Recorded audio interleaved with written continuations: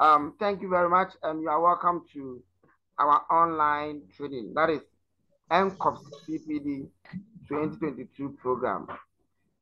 This recording is done purposely to support our colleagues who register for the CPD training but are unable to attend the training simply because they have poor link and other issues at stake.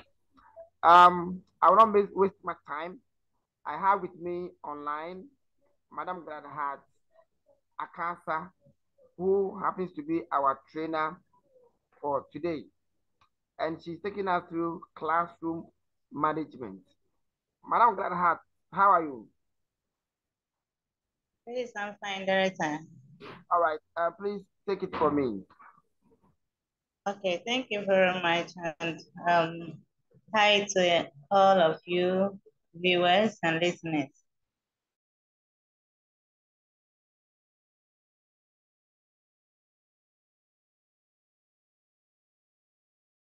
Management. And INCOPS is an accredited service provider by NTC. So I don't know the definition of a classroom and a manager. Since we are all managers of our various classrooms, we want to learn new ways we can use to manage our classrooms so that learning and teaching and learning will be effective and we'll get the desired outcomes or performance of our learners. Then the training code for this is R29. It is rank 3. Rank 3, the 9th course under rank 3 of the NTC programs or training programs, and it's entitled Classroom Management Advanced course. So we go ahead to look at the definition of the assessment procedure. We go ahead to look at the definition of classroom management, and after that we'll take you through assessment, which will score you 4 points, 4 credit points by NTC. So after we finish, you earn 4 credit points when you're able to do the assessment. Okay, so definition of classroom management by various colors. As you can see, this is a beautiful classroom and it is very conducive for learning to take place. So classroom management, what does it mean? What does it mean? You can have some few seconds to think about the definition of classroom management. Then we look at various colors that we made reference to, looking at their definitions. And one of the scholars by name Umurin 2010 defined the concept of classroom management as what? Something that is broader than the way we control and discipline our learners in the classroom. Classroom management is broader than that, and it includes all the things that teachers must do in the classroom to foster students' academic involvement and cooperation in class activities to create a conducive learning environment. All that we teachers do to make our classroom very conducive for teaching and learning to be effective. So Umuren is saying that it's not just about controlling them or disciplining them, but anything that you can do to create a conducive learning environment. So he continued to say that classroom management involves curtailing the learner's disruptive behaviors. And some of the disruptive behaviors are fighting, making noise, even outsiders can come to disrupt the class and anything that will disrupt your lesson. Classroom management involves that. And also When teachers closely observe their learners to identify their challenges, maybe it could be a physical challenge, or it could be an emotional challenge by our learners. You can identify them when you closely observe them. And some of the things we can closely observe are poor hearing, poor sight, poor reading, poor writing, poor spelling, learners who feel shy, learners who are dull, learners who are hyperactive, and learners who have poor studying habits. We can also involve the arrangement of our learning materials, the classroom decks, and everything that we can arrange in the classroom, making our walls, classroom walls lovely and everything. So Umuren is saying that all this involves classroom management. An effective classroom management principle will work across all subject areas and grade levels, not just for one grade or not just for one level. It cuts across all the levels and all the subject areas. This is defined by Brophy, Lewis et al. They said effective classroom management should cut across all the subject areas. Most of the students fear maths. So what will you do to make mathematics teaching and learning conducive for your learners? Any challenging topic or any subject that the learners find it difficult to learn, what can you do as a teacher to make it conducive? That is classroom management defined by Brophy and Brophy, Lewis et al. And this is also a simplified version of the definition of a classroom management. The methods and strategies an educator adopts to maintain a classroom environment that is conducive to student success and learning, maintaining an atmosphere in which learners can learn, a conducive atmosphere, a very conducive atmosphere in which learners can learn without interruption or without. So this is a simplified definition of classroom management. I hope you have learned something about. All right, now we go. Why is there a need for classroom management? Why do we need to learn this topic, or why do we need to know about classroom management? The reason why INCOS brought this topic, or NCC suggested this topic, is categorized into three. First one is what? The purpose of implementing classroom management strategies is to enhance pro-social behavior and increase student academic performance or academic engagement. This was proposed by Emma Saboni et al. In 2015. And then Everston and Winston also in 2006 also suggested that we need to enhance learners' pro-social behavior. That pro-social behavior is what? Behaviors that learners can learn from others, or they can benefit from other learners, like sharing of items, being grateful when something is given, or being kind to others, showing mercy, and other behaviors that the other learners can benefit from. Then the negative effects of corporal punishment. Another name for corporal punishment is physical punishment, which inflicts physical pain on our learners, such as flogging them, spanking them, caning them, hitting them, letting them kneel on gravels or stones, and anything that can inflict physical pain on our learners.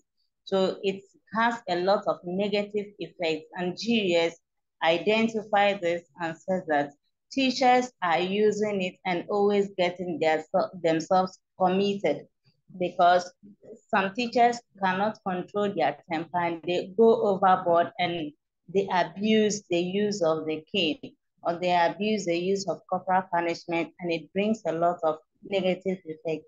For we bring this topic for us to learn how to deal with our learners or discipline punishment. And then also the third point, GES has planned a package, or they have even introduced a package with the support of UNICEF to make our schools and our classrooms child-friendly. And this intervention package is called the GES Positive Discipline Toolkit. Most teachers are not aware of this toolkit, and they are not even aware that GES has banned corporal punishment in our various schools, pre-tertiary education, or pre-tertiary schools. Therefore, there is a need to learn about this and how to use it. So in the course of the teaching, we learn about this. So there is a question that, are teachers equipped to implement effective classroom management? And the answer is no. Teachers are not equipped. They don't have the skills to discipline learners without the use of corporal punishment. So we bring to you the GS Positive Discipline to guide you in disciplining your learners without the use of corporal punishment. Okay, I hope you have learned something new. Then let's go forward. Okay, so to your understanding or to your best knowledge, what is the best classroom management styles that we have? Okay, we shall learn about this very soon. Your guess is as good as mine. Your answer is as good as mine. So, Trim, let's go to the various thoughts. Okay, so Dinah Boomerang, we have 4 various classroom management styles. Now, one is most preferred by one clinical psychologist by name Dinah Boomerang. She says that the best management style that can be used is the authoritative style. She suggested that though we have the innate character being dominant in our lives, maybe we've inherited it or we've learned it, or situations that we face has made us to be so. But we can try to blend these 4 that we are going to learn. We can try to blend them, and depending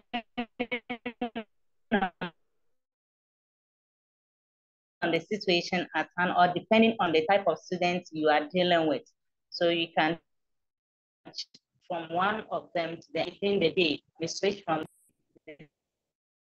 depending on the situation. Suggest that we should be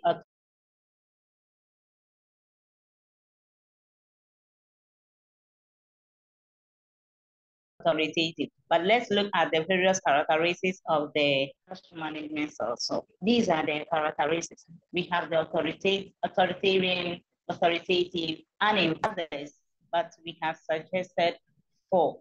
So the authoritarian style is characterized by the following features.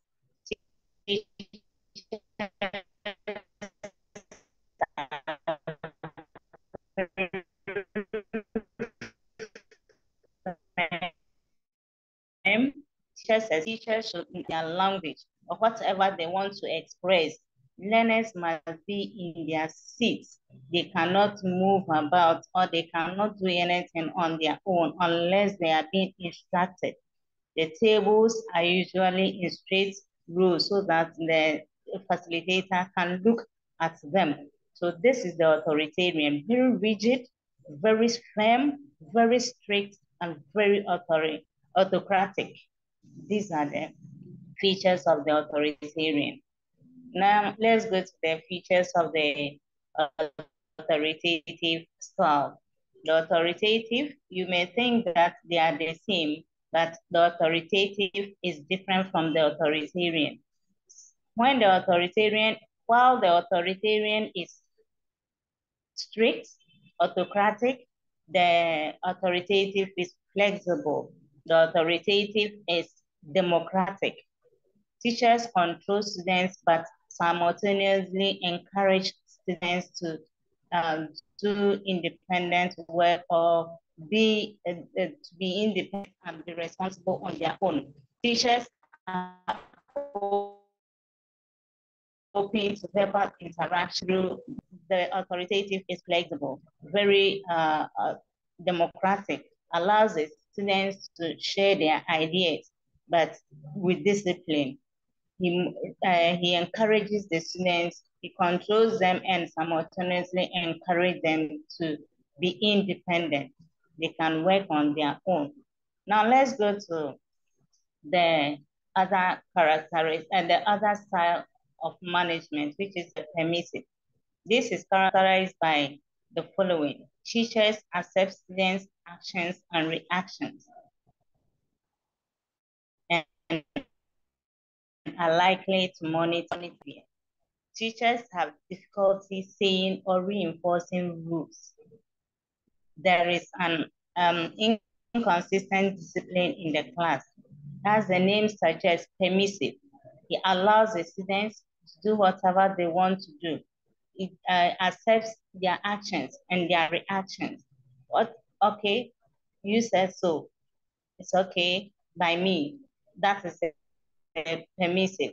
Most families say that the father is authoritarian and then the mother is permissive. The mother is friendly. The mother allows the students to share their ideas and also make decisions on their own in the house and is accepted. That is the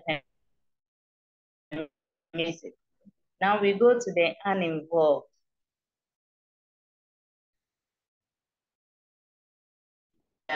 Type that we say they don't care, does not involve in the learner's progress, does not show interested. Whatever you do, I don't care. They never prepare. Whether you learn or not, it is your own interest. Whatever you do, as a wala benefits you. So that is an uninvolved. Doesn't involve in the learners. Anything is what they do, and the teacher cares less about this. Okay, so these are the 4 management styles that we have. Now, they are simplified this way, so you can study them on your own. Okay, then let's go to the other topic for the day, which is strategies. Strategy.